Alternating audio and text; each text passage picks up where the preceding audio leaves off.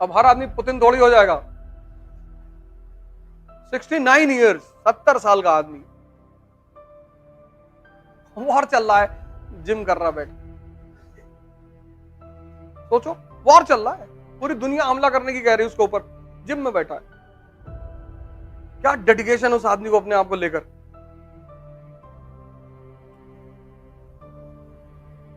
Zelensky, Kapil Sharma, Zelensky Kapil Sharma ही तो है। इनको क्या पता राजनीति के बारे में, इनको लोगों ने चढ़ा दिया कि मोर मोर, चढ़ गए, पलट के देखे कोई है ही नहीं। वो डेंजरस आदमी कहता हम तो जाएंगे, सबको लेके जाएंगे। 70 साल की उम्र में 4 घंटे जिम में, -13 डिग्री पे पानी में कूद जाता है अपनी इम्यूनिटी चेक करने के लिए। -13 डिग्री। यहां इलेक्ट्रॉनिक चद्दर लगाई जाती है, फिर घर में हीटर रखा जाता है कि कहीं निकल ना ले बुढ़ाऊ। 55 में 70 -13 में कूद रहा है। 70 साल की उम्र, सुनता ही नहीं किसी की।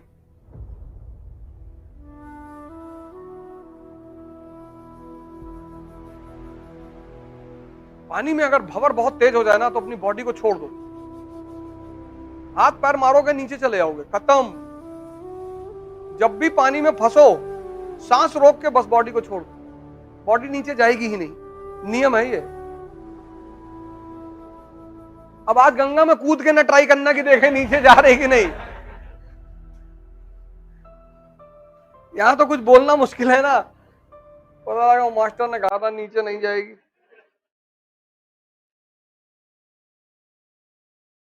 जब तक तुम्हारी सांस रुकी रहेगी तब तक पानी के अंदर शरीर डूबेगी नहीं, ये नियम है। जब भी बहुत हलचल हो जाए पानी में ना, बस सांस रोक के छोड़ दो बॉडी। लेकिन उस वक्त हलचल में सांस रोकना वो मुश्किल हो जाता है।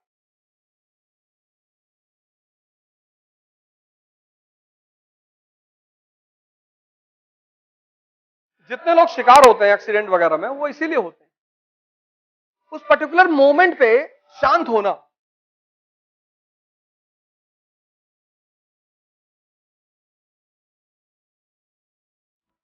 दिमाग वैसे ही नहीं शांत रहता। आंख बंद करके देखो, बड़ बड़ बड़ बड़ बड़ बड़ बड़ बड़ बोले जा रहा है। इसलिए तो मैं तुमसे कहता हूं कि तुम 40 घंटा आंख खोल करके बैठ सकते हो, 40 मिनट आंख बंद करके नहीं बैठ सकते। बैठने नहीं देगा तुमको।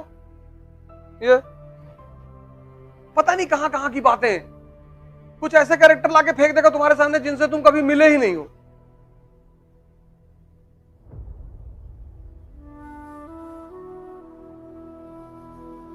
तुम देखोगे सड़क पे बहुत लोग बड़बड़ाते हुए चलते हैं, अपने से बोलते हुए चलते हैं। वो जो भावनाएं वो नहीं कर पा रहे हैं तो ओवरफ्लो हो रही है।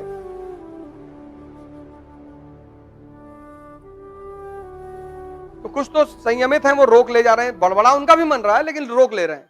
पर ऐसे आदमी को की नजर जब अगल बगल पड़ती है तो सीधा हो जाता है। सड़क पे चलते हुए मैंने लोगों को बड़बड़ाते हुए देखा है।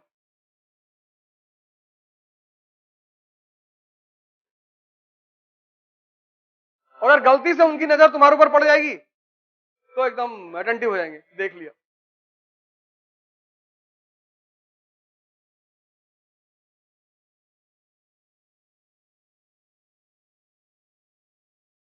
इसलिए मैं बार बार कहता हूं कि बुद्ध को और अंबेडकर को, दो आदमी को पढ़ना बहुत जरूरी, बहुत। किसी भी अंबेडकर को तुम दलित मत मानो, कोई फायदा नहीं है। अंबेडकर हर उस आदमी के लिए रास्ता है जो जिंदगी में फंस गया है।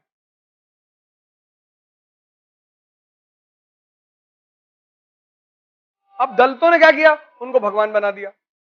तो भगवान का मतलब यह कि जो वो कर रहे हैं वो भगवान थे, हम कर ही नहीं पाएंगे, बच गए दलित।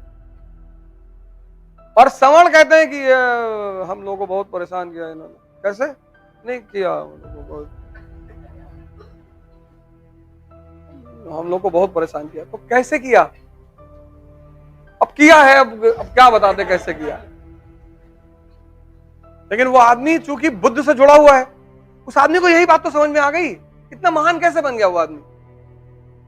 उस आदमी को बस एक बात समझ में आ गई कि बॉस अपने मन को जीत लो। और ये बात सिखाई किसने? उनके ब्राह्मण टीचर ने, जिसकी टाइटल ली उन्होंने अंबेडकर।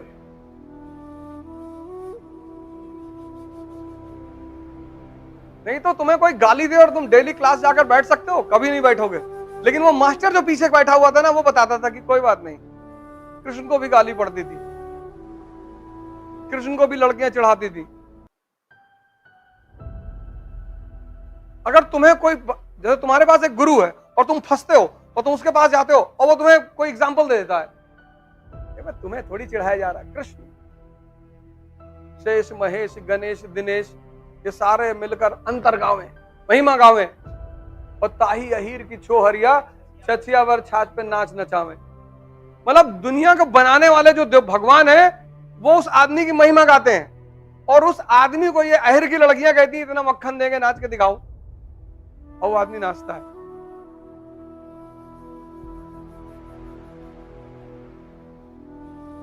ताही अहीर की चोहरिया, कितना पहले नाचो, और वो आदमी भगवान बन गया। और जितने लोग शास्त्र पढ़ रहे थे उनका कहीं कोई नाम ही नहीं है।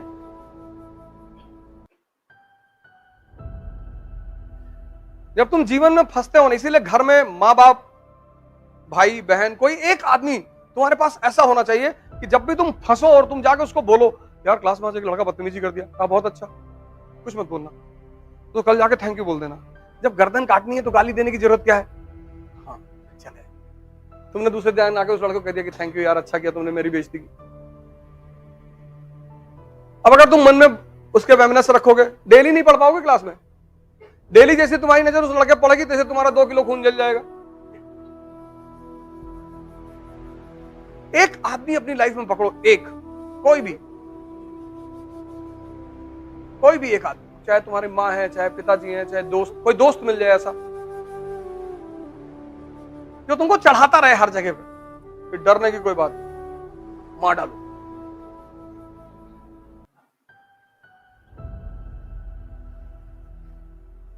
जिनके पास भी ऐसे लोग रहे वो कभी नहीं हारे, क्योंकि हम सब इंसान है ना, उलझ जाते हैं। तो उस उलझाहट में अगर कोई आदमी आके एक एग्जाम्पल दे देता है तो बस वो हिम्मत बन जाती है।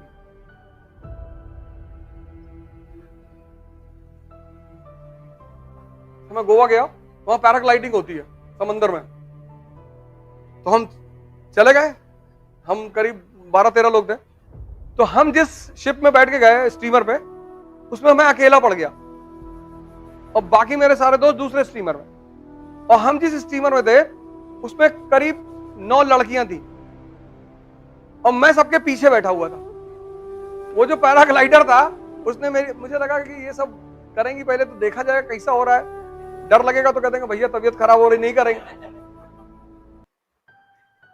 उसने सबसे पीछे से शुरू किया। वो जो आदमी था उसने कहा इधर आ जाओ। मैंने कहा सर मैं तो पीछे बैठा, इधर आओ चलो। अब मुझे लगा कि अरे भगवान, क्योंकि मैं तो ये सोच के पीछे बैठा था कि पहले ये लोग जाएंगी, अगर कोई थोड़ा बहुत खतरा हुआ तो निकल लिया जाएगा कि सर यहां दर्द हो रहा है सर।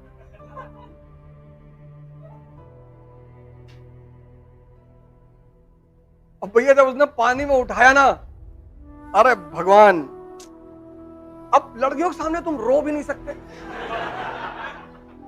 एकदम ऐसे खड़ा हुआ था सर। लेकिन हमको ही पता था कि अंदर हो क्या रहा है।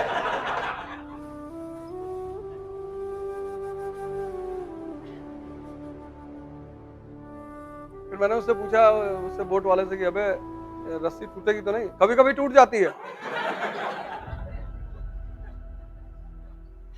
हमने कहा समंदर में शार्क वार्क तो नहीं है, अब निकल आए तो तुम्हारी किस्मत। वो और उल्टा बोल रहा था। जैसे भाई एक आदमी होता है वो आपको हिम्मत देता है, कह रहा है नहीं भाई साहब रस्सी नहीं टूटती। वो गोवा का आदमी थोड़ा रफ होता है,